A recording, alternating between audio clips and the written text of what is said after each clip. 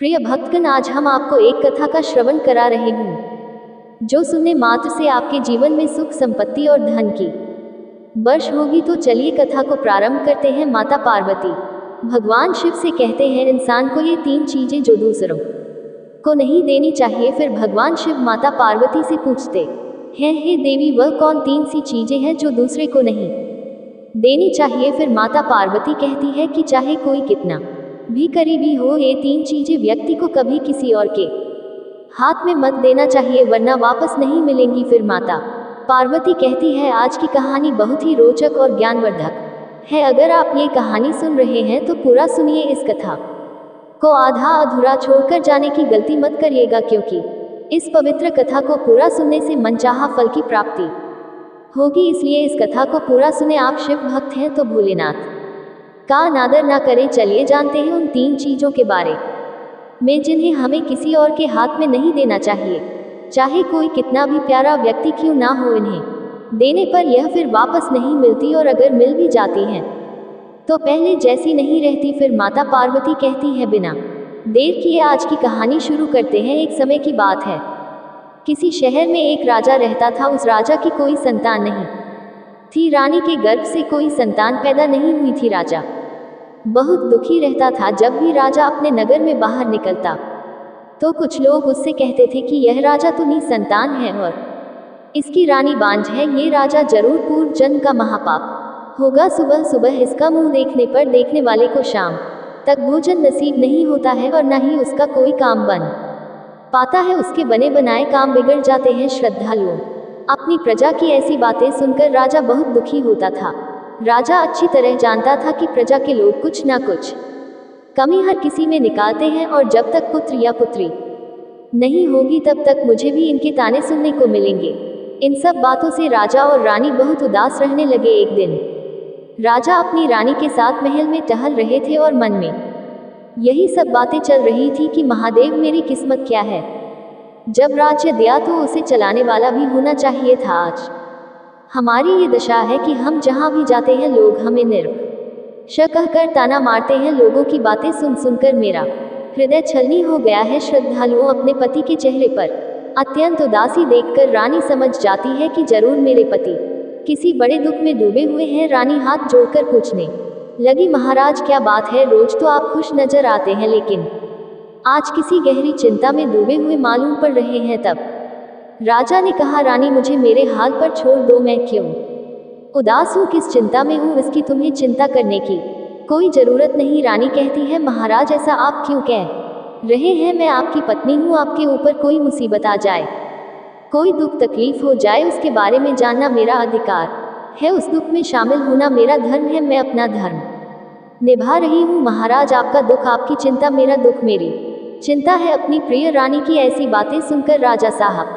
कहते हैं, रानी यदि तुम मेरी चिंता का कारण जानना चाहती हो तो उसका कारण है हम दोनों का निसंतान होना। जब भी मैं नगर में निकलता हूँ तो लोग मुझे देखकर मुंह छुपाते हैं, हमें निर्व कहते हैं, तुम्हें बांझ कहते हैं। दुनिया की बातें अब हमसे सुनी नहीं जाती। मैं भगवान शिव से पूछना चाहता हूँ कि भगवान शिव, मैंने किस जन्म में कौन से पाप किए हैं जो आज हमें इस जन्म में चुकाने पड़ रहे हैं। हमारे घर में संतान का सुख नहीं मिल रहा है। अगर एक बार हमारे घर में संतान पैदा हो जाती, भले ही वह जन्म के बाद मर जाता, तो कलंक हट जाता। श्रद्धालुओं रानी ने अच्छी तरह समझ लिया कि महाराज सिर्फ इसी बात को लेकर देर रात तक दुखी रहते हैं, इसीलिए महाराज अपना राजकाज भी ठीक से नहीं कर पा रहे हैं। मुझे महाराज की यह चिंता दूर करनी होगी। यही सोचकर रानी ने अपने महाराज को खुश करने का निश्चय कर लिया। उसने सोचा कि हकीकत में ना सही पर कम से कम झूठ बोलकर ही महाराज को खुश कर दूं। श्रद्धालुओं राजा की बड़ी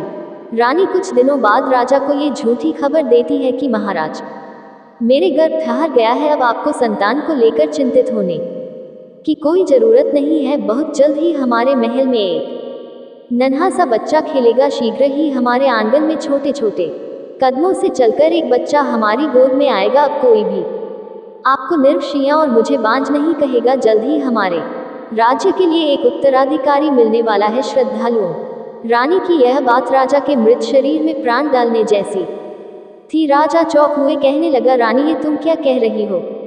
कहीं तुम झूठ तो नहीं बोल रही? रानी ने कहा, नहीं महाराज, ये सच है, मैं गर्भ धारण कर चुकी हूँ। भला इस बारे में मैं आपसे झूठ क्यों कहूंगी? मेरा विश्वास कीजिए श्रद्धालुओं।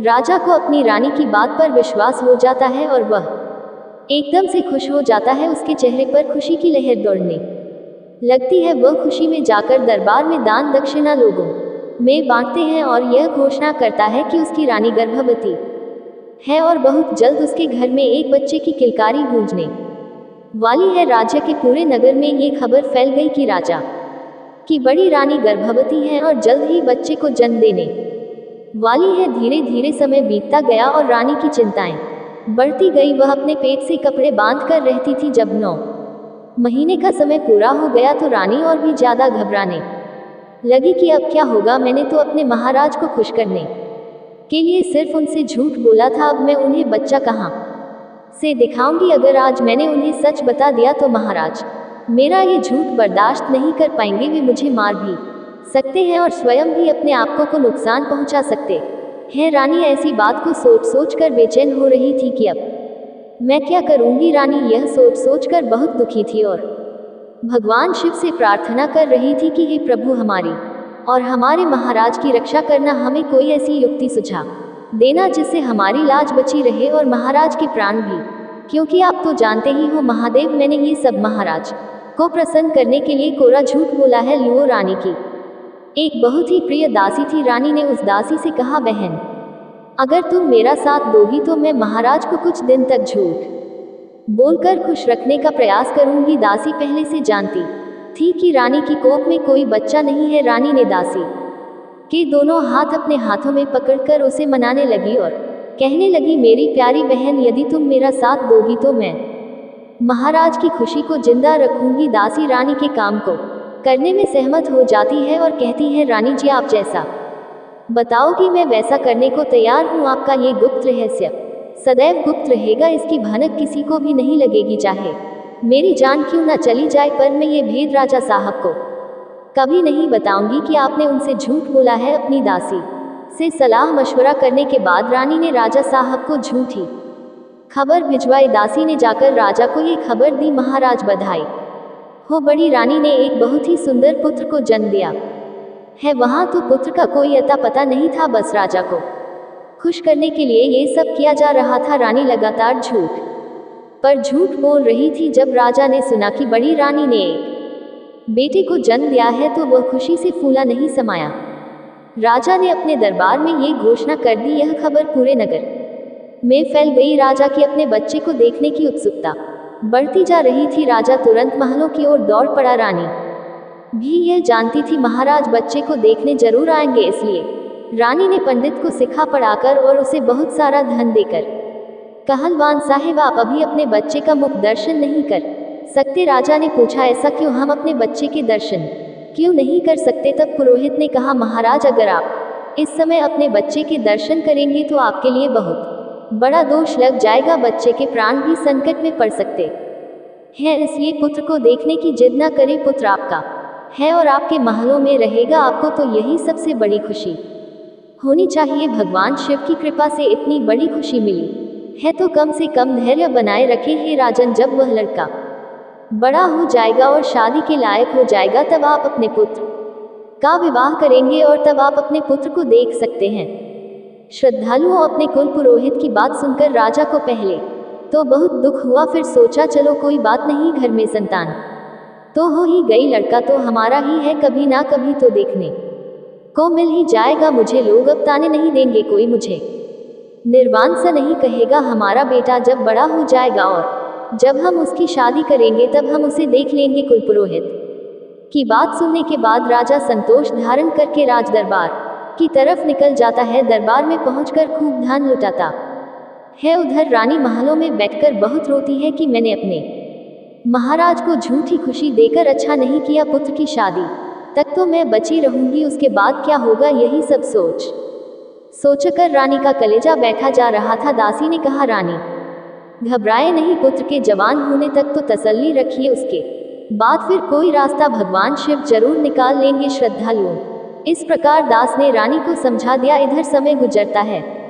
धीरे धीरे 21 साल बीत जाते हैं। राजा को लग रहा था कि हमारा पुत्र अब तो जवान हो गया है, जन्म हुए 21 साल हो गए। राजा ने चारों तरफ इस बात का ऐलान कर दिया कि हमारा राजकुमार विवाह के योग्य हो गया है। राजा का ये फरमान सुनकर राजकुमार के रिश्ते आने लगे। कई राजा महाराजाओं के यहाँ से नाए और पंडित आए। वे राजा से शादी की बात करने लगे। कहने लगे, महाराज आप अपने राजकुमार को दिखाए, हम अपनी राजकुमारी का रिश्ता आपके राजकुमार के साथ तय करने आए हैं। जब राजकुमार के लिए कई रिश्ते आए तो राजा तुरंत अपनी रानी के कक्ष में पहुंचा और बोला, प्रिय हमारे पुत्र के लिए रिश्ते आए हैं, अगर आपकी आज्ञा हो तो मैं बेटे की शादी के लिए यहाँ बात कर लूँ। बेटे का विवाह एक ना एक दिन करना ही है और मुझे भी बहुत उत्सुकता है कि जल्दी से जल्दी मेरे बेटे का विवाह हो जाए तो मुझे उसके मुख का दर्शन देखने को मिल जाएगा। कई राज्यों के नाए और पुरोहित आए हैं और वे हमारे राजकुमार को देखना चाहते हैं। रानी, मुझे ना सही तो कम से कम उन लोगों को राजकुमार को दिखा ही दो। रानी अब कैसे कहे कि पुत्र तो है ही नहीं। अब तो रानी ने फिर बहाना बना दिया, फिर झूठ बोल दिया, महाराज आपकी यह बात सही है, क्योंकि रिश्ता करने वाले जब लोग आएंगे तो उनको लड़का तो दिखाना ही पड़ेगा, लेकिन एक बात बहुत बड़ी है। राजा ने पूछा, वह कौन सी? तब रानी ने कहा, महाराज क्षमा करना, हमारे कुल पुरोहित का कहना है। मैंने कुल पुरोहित से पूछा था तो उन्होंने बताया कि अगर लड़का यहाँ दिखा दिया गया तो बहुत बड़ी हानि हो जाएगी। हो सकता है लड़के की मृत्यु हो जाए। जो भी रिश्ता करना चाहता है उसे इस शर्त पर करना होगा कि लड़का जब दूल्हा बनकर ससुराल जाएगा तभी उसे देखा जा सकेगा। जो बिना देखे रिश्ता तय करना चाहता है वह कर सकता है, अन्यथा वापस चला जाए। रानी की बात सुनकर राजा वापस चला जाता है और जो रिश्ता लेकर आए थे उनसे जाकर कहता है कि भाई लोग क्षमा करें, बिना देखे ही अगर आप रिश्ता तय करना चाहते हैं तो हम तैयार हैं, क्योंकि हमारे कुल पुरोहित का कहना है कि अगर लड़का अभी दिखा दिया गया तो बहुत बड़ा अपशकुन हो जाएगा। लड़के के लिए कुछ भी हो सकता है, इसलिए लड़का यहाँ नहीं दिखाया जाएगा। लड़का सीधा विवाह मंडप में ही दिखाया जाएगा। अगर आपको यह मंजूर है तो आप हमारे पुत्र के साथ रिश्ता रख सकते हैं, वरना मेरी मजबूरी है। श्रद्धालुओं, यही बात राजा ने उन सभी राज्यों के नाए और पुरोहितों के सामने रखी। ये बात सुनकर वहां से भी सब लोग वापस चले जाते हैं। एक राजा ऐसा आता है जो बिना राजकुमार को देखे ही अपनी बेटी का रिश्ता तय करके चला जाता है। उसने कहा, कोई बात नहीं, लड़का मंडप में तो देखने को मिल ही जाएगा, वहां देख लेंगे, इसमें क्या है। श्रद्धालुओं, वही होता है, वह राजा अपनी बेटी का रिश्ता उस लड़के से तय करके अपने घर चला जाता है। किस लड़के से? जो सिर्फ राजा की कल्पनाओं में था, जिसका अभी जन्म भी नहीं हुआ था। घर जाकर राजा अपने विवाह की तैयारियां करने लगता है। इधर राजा सारी बात अपनी रानी को बताता है कि एक राजा ने अपनी बेटी का रिश्ता हमारे पुत्र के साथ तय कर दिया है और विवाह की तारीख भी पक्की हो चुकी है। अब हम अपने पुत्र का बड़ी धूमधाम से विवाह करेंगे। श्रद्धालुओं, अपने राजा की बात सुनकर रानी ने कुछ जवाब नहीं दिया। वह कहने लगी, ठीक है, हम तैयार हैं, तुम विवाह की तैयारी करो और बेटे की शादी शान से करने के लिए राजा कुछ समय छाव राजा के साथ बिताने के बाद अपने दरबार में लौट आता है। इधर रानी को बड़ा दुख होता है। रानी ने अपनी दासी को बुलाया और बहुत रोई। कहने लगी, बहन अब तो हमारे पुत्र का विवाह भी तय हो गया है, तारीख भी निश्चित हो गई है। अब बताओ मैं क्या करूं? इस बात को मैं कैसे छुपाऊं? अब मैं कैसे जिंदा रहूंगी? दासी ने कहा, मैंने ऐसा झूठ क्यों बोला? ऐसा झूठ बोलकर अपने पति को खुश क्यों किया?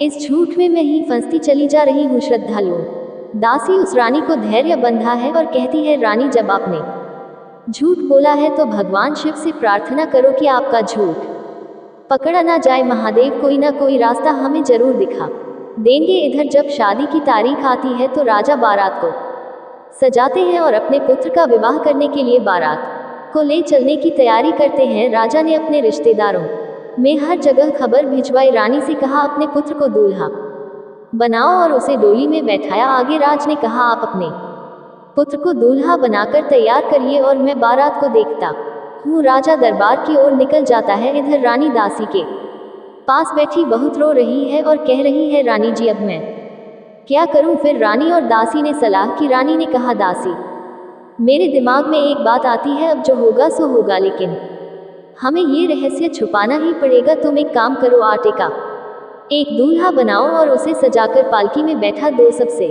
कह दो कि इस पालकी को रास्ते में कोई भी ना खोले। पालकी सीधी मंडप में ही खोली जाएगी। वही हुआ। दासी ने आटे का एक दूल्हा बनाया, उसे सजाया और पालकी में बैठा दिया। पालकी को चारों तरफ से बंद कर दिया गया और उसमें आटे का दूल्हा बैठा दिया। महाराज बड़ी धूमधाम से बारात लेकर निकले और कहार पालकी लेकर चल पड़े। रानी ने कहला दिया था कि कोई भी पालकी को खोल कर नहीं देखेगा। महाराज ने भी सबको सूचित कर दिया कि पालकी को रास्ते में कोई ना खोले। चार कहार पालकी को उठाकर बारात के साथ चलने लगे। चलते चलते बारात एक जंगल से होकर गुजरी। लंबा सफर तय करने के बाद सभी बाराती थक चुके थे, तो उन्होंने सोचा कि थोड़ी देर वृक्ष के पास विश्राम कर लेते हैं। राजा ने कहार को आदेश दिया कि पालकी को यहीं रख दो और विश्राम करने के बाद थोड़ी देर में फिर यहाँ से आ बढ़ेंगे श्रद्धालुओं। कहारों ने एक वृक्ष के पास पालकी रख दी। जहाँ कहारों ने पालकी रखी थी उसी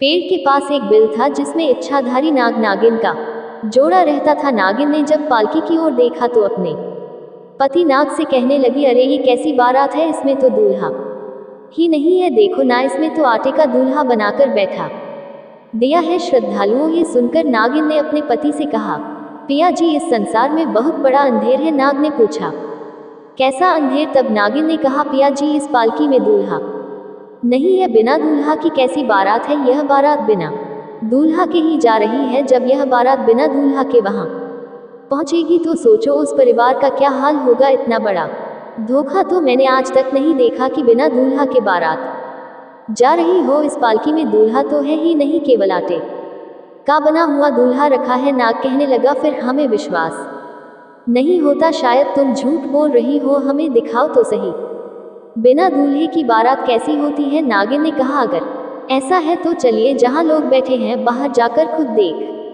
लीजिए। जो पालकी रखी है उसमें एक आटे का बना हुआ दूल्हा बैठा है और किसी भी बारात वाले को ये पता नहीं है किस पालकी में आटे का दूल्हा है। सब लोग उसे राजकुमार समझ रहे हैं। नागिन अपने पति के नाम को ले पत्तों में छिपकर उसी पालकी के पास पहुंच जाती है और उसके अंदर घुस जाती है। वहां उसने देखा कि आटे की एक बहुत बड़ी पिन रखी हुई थी। दोनों ने चुपचाप देखा और फिर अपने बिल के पास वापस आ गए। ये देखकर नाग बड़ा आश्चर्य में पड़ गया। फिर नाग ने अपनी पत्नी नागिन से कहा, नागिन मैं तुमसे कुछ कहना चाहता हूँ। नागिन कहने लगी, हाँ पिया जी कहिए, क्या कहना चाहते हो? तब नाग बोला, अगर आपकी आज्ञा हो तो मैं राजा की विवाह मंडप तक इसकी शोभा बढ़ा दूं। नागिन कहने लगी, क्या कहना चाहते हो? मैं कुछ समझी नहीं। तब नाग बोला, प्रिय मैं ये कहना चाहता हूँ कि अगर तुम्हारी इच्छा हो तो मैं इस आटे की दूल्हा में जाकर बैठ जाऊं, अपना रूप बदलकर और इस राजा के बेटे बनकर दूल्हा बन जाऊं। मैं इसकी इज्जत बचा लूं। अब आप ही बताएं, अगर यह बिना दूल्हे के बारात लेकर वहां जाएगा और वहां जब ये पालकी खोली जाएगी, जब इसमें से दूल्हा नहीं निकलेगा तो राजा की कितनी बड़ी बदनामी होगी। और जहां ये राजा अपने पुत्र का विवाह करने के लिए जा रहा है, उस राजा की भी बड़ी बदनामी होगी। अगर आपकी आज्ञा हो तो मैं राजा का बेटा बनकर इसके विवाह मंडप तक इसकी शोभा बढ़ा दूं। अपने पति की बात सुनकर नागिन कहने लगी, महाराज मुझे आप पर भरोसा है, पूरा विश्वास है, लेकिन मुझे डर भी है, क्योंकि आप दूल्हे का भेष बनाकर उस राजा की बेटी से जब विवाह करेंगे तो आप उसके प्रेम के जाल में फंस जाएंगे और हमको भूल जाएंगे। नाग कहने लगा, फिर आप हम पर विश्वास करिए, आप हमारी पत्नी हैं, हम नागवंशी हैं, हमें उससे क्या मतलब है? हमें तो बस इस राजा की इज्जत बचानी है। इसलिए मैं तुमसे थोड़ा जोर देकर कह रहा हूँ, अगर मैं नहीं गया तो दोनों राजाओं के बीच कुछ भी हो सकता है, कोई भी घटना घट सकती है। इसलिए मैं आपसे कह रहा हूँ कि आप हमारी बात पर विश्वास करें। कल जब मैं आऊँगा और बारात यहाँ इसी स्थान पर आएगी तो मैं तुम्हारे पास लौट आऊँगा।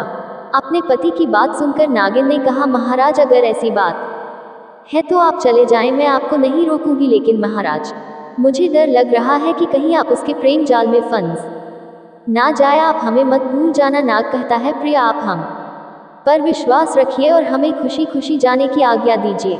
श्रद्धालुओं अब नागिन अपने पति को आज्ञा देती है। वह नाग उस पालकी में जाकर घुस जाता है और आटे की पिंड में समाहित होकर रूप बदलकर बैठ जाता है। अब वह बहुत सुंदर राजकुमार बन चुका था, बहुत सुंदर दूल्हा बन जाता है। इधर कुछ देर के बाद बारात जब आगे को चलती है, जब पालकी को उठाकर चलते हैं तो सीधे दूसरे राजा के यहाँ पहुँच जाते हैं। जब दूसरे राजा के यहाँ मंडप में पहुँच गए तो उस राजा ने बारात सुंदर ढंग से अगवानी की। सभी बारातियों की खातिरदारी की गई। जब विवाह की रस्म शुरू करने का समय आया तो राजा साहब ने पूछा, तुम्हारा लड़का कहाँ है, दूल्हा कहाँ है, उसे पालकी से नीचे उतारो। आपने कहा था कि लड़के की पालकी उसी विवाह मंडप में खुलेगी, तो मंडप भी तैयार है। अब आप अपने बेटे को निकालो ताकि विवाह की रस्में पूरी की जा सके। श्रद्धालुओं, जब पालकी को खोला गया तो उसमें से एक बहुत ही सुंदर लड़का निकला। इतना सुंदर लड़का था कि राजा की आंखें फटी की फटी रह गई। राजा बहुत प्रसन्न हुआ और सोचने लगा कि शायद हमारी रानी हमारे पुत्र को इसलिए नहीं दिखाना चाह रही थी क्योंकि हमारा पुत्र चंद्रमा के समान सुंदर है। राजा अपने पुत्र को देखकर गदगद हो गया। श्रद्धालुओं, उस लड़की के पिता ने जब उस दूल्हे को देखा तो वे भी बहुत खुश हुए। फिर विवाह की रस्में पूरी की गई। उस नाग का विवाह उस राजा की बेटी के साथ हो गया। बहुत धूमधाम से विवाह हुआ और विवाह के बाद उस नाग ने अपने पिता से कहा, पिताजी, अब हमारी पालकी अलग होनी चाहिए और हमारी पत्नी की पालकी अलग होनी चाहिए। राजा ने कहा, बेटे, ये कोई बड़ी बात नहीं है, हम तुम्हारे लिए अलग अलग पालकी सजवा देंगे। राजा ने आदेश दिया कि हमारे बेटे की अलग पालकी तैयार की जाए और आप अपनी बेटी की अलग पालकी तैयार करवाएं। राजा ने कहा, ठीक है। इस प्रकार दूसरी पालकी तैयार करवाई गई। अब कहार लोग उन पालकियां को लेकर चल पड़े और बारात पीछे पीछे चलने लगी। रास्ते में बारात लौट रही थी। चलते चलते जब वे उसी स्थान पर पहुंचे तो विश्राम करने के लिए ठहर गए। कहारों ने उन पालकियां को एक वृक्ष के पास रख दिया। फिर सब लोग वहां विश्राम करने लगे। इधर क्या होता है, जो दूल्हा था, जो इच्छाधारी नाग था, जो रूप बदलकर राजकुमार बनकर दूल्हा बना था, उसकी पत्नी नागिन बड़ी ही बेसब्री से उसका इंतजार कर रही थी। उसने सोचा, मेरे पति ने आज मुझसे वादा किया है और वे आते ही होंगे। बारात भी आ चुकी है। वह राजकुमार नाग बनकर अपनी पत्नी नागिन से मिलने जाता है। मिलकर वह बहुत खुश होता है और कहता है, प्रिय, मैंने इस राजा की इज्जत बचा ली। मैंने इसके विवाह मंडप की शोभा बढ़ा दी और उसका विवाह भी करवा दिया।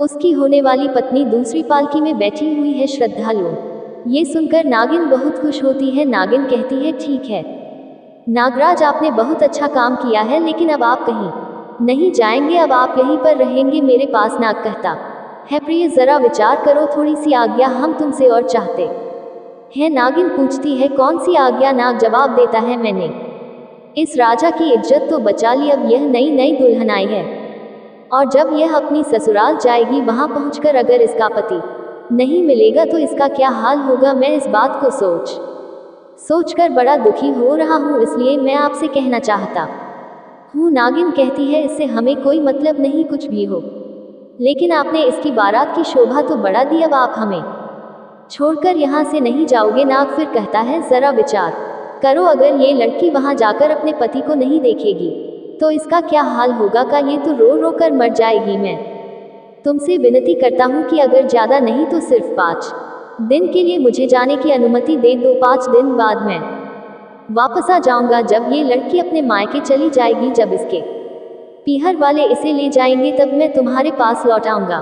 कृपया मुझे 5 दिन की अनुमति दे दो। मेरी बात पर विश्वास करो, मैं तुम्हें धोखा नहीं दूंगा। मैंने उस दिन भी कहा था कि हम नागवंशी हैं, इसलिए हम तुम्हें धोखा नहीं देंगे। अपने पति की बात सुनकर नागिन बहुत दुखी हो जाती है और कहती है, पियाजी, आज हमें विश्वास हो गया कि तुम हमसे झूठ बोल रहे हो। तुम हमें धोखा देकर चले जाओगे, हमें भूल जाओगे और हमें तड़पता हुआ छोड़कर जाना चाहते हो, इसलिए तुम बार बार जाने की जिद कर रहे हो। नागिन ने अपने पति से बहुत विनती की, लेकिन नाग बार बार समझाने लगा और कहा, मैं तुम्हें वचन देता हूँ कि मैं लौटकर तुम्हारे पास जरूर आऊँगा। मुझे उससे कोई मतलब नहीं है। कृपया मुझे 5 दिन की अनुमति दे दो, मैं तुम्हें धोखा नहीं दूंगा। श्रद्धालुओं, इस प्रकार वह नाग अपनी नागिन को समझाता है और नागिन से आज्ञा लेकर दूल्हा बनकर उस पालकी में जाकर बैठ जाता है।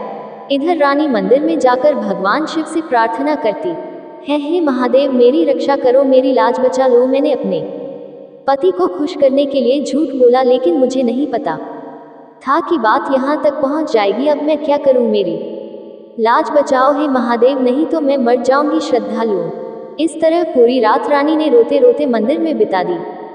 सवेरा हो गया, दिन निकल आया, लेकिन रानी अकेली मंदिर में बैठी रोती रही। यह बात केवल दासी को मालूम थी कि रानी कहाँ है, किसी और को नहीं। इधर राजा अपनी पुत्र वधू और पुत्र की पालकी लेकर अपने घर आता है। जब दास और दरबारियों ने उस पुत्र को देखा तो सब लोग उसे देखकर बहुत प्रसन्न हुए। वे सोचने लगे कि रानी इसलिए अपने पुत्र को नहीं दिखाना चाहती थी क्योंकि उसका पुत्र बहुत सुंदर है। जब दासी ने देखा कि राजा का पुत्र भी आया हुआ है तो उसे मालूम था कि रानी का कोई पुत्र नहीं है। दासी ने देखा कि पुत्र दुल्हन के साथ आया है तो उसकी आंखें चौड़ी हो गई। वह आश्चर्य में पड़ गई और उसकी खुशी का कोई ठिकाना नहीं रहा। वह भागकर मंदिर गई जहां रानी भगवान शिव से प्रार्थना कर रही थी। दासी ने रानी को बताया कि भगवान शिव ने उसकी सुन ली है और उसकी पुत्र वधू उसके पुत्र के साथ आई है। सब उसे देखने के लिए आए हैं श्रद्धालुओं। रानी ने जब यह सुना तो वह बार बार भगवान शिव को धन्यवाद करने लगी। खुशी के आंसू छलक आए और भगवान शिव को धन्यवाद करने के बाद वह दासी के साथ घर आई। उसने अपनी पुत्र वधू को बड़े सम्मान के साथ घर में बुलाया और अपने बेटे को सीने से लगा लिया।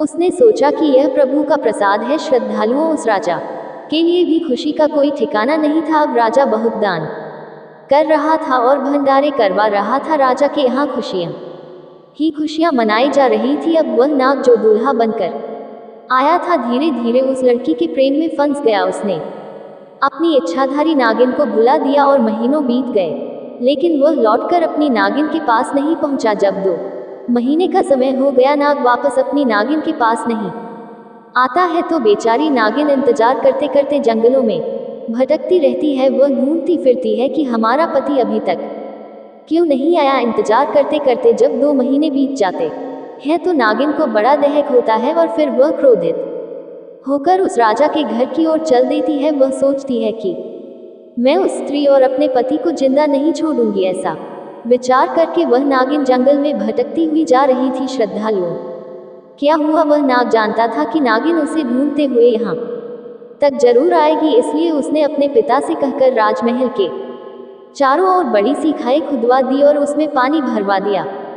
राजा ने पूछा, बेटा ऐसा क्यों? तो राजकुमार ने कहा, पिताजी हम अपने महल की सुरक्षा के लिए ऐसा करवा रहे हैं। अब महल के चारों ओर खाई खुदवा दी गई और उसमें जल भरवा दिया गया।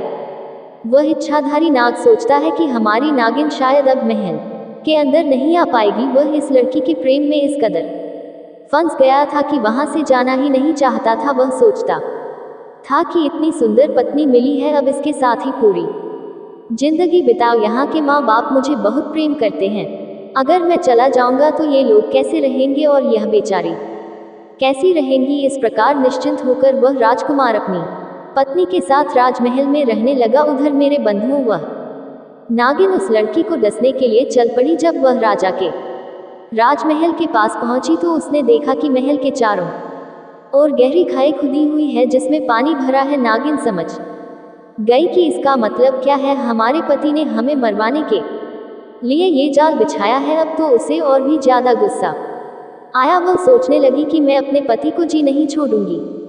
नागिन इधर उधर रास्ता ढूंढने लगी कि कोई रास्ता मिल जाए तो मैं महल के अंदर चली जाऊं और उस लड़के के पास पहुंच जाऊं। कुछ समय बाद उसे राजमहल में जाने के लिए थोड़ी सी जगह मिल गई। उसी रास्ते से वह नागिन महल के अंदर पहुंच गई। नागिन ने देखा कि उसका पति उस लड़की के साथ पलंग पर आराम से सो रहा था। जब नागिन वहां पहुंची और अपने पति को उस लड़की के पास सोता हुआ देखा तो उसका गुस्सा 7वें आसमान पर पहुंच गया। उसने सोचा कि क्यों ना इन दोनों को ही खा जाऊं, लेकिन फिर उसने सोचा कि यह जोड़ी कितनी सुंदर है, इस जोड़ी को कैसे खत्म करूं। अगर मैं अपने पति को डस हूं और उसे मार देती हूं तो इस लड़की का क्या होगा? वह पति के बिना मर जाएगी। अगर मैं इस लड़की को डसती हूं और वह मर गई तो हो सकता है कि मेरे पति भी आत्महत्या कर ले। नागिन सोचने लगी कि अब मैं कहीं की नहीं रही, मैं तो विधवा हो गई। मैंने जानबूझकर अपने पैर में कुल्हाड़ी मार ली। मैंने अपने हाथों से ही अपना पति दूसरे को दे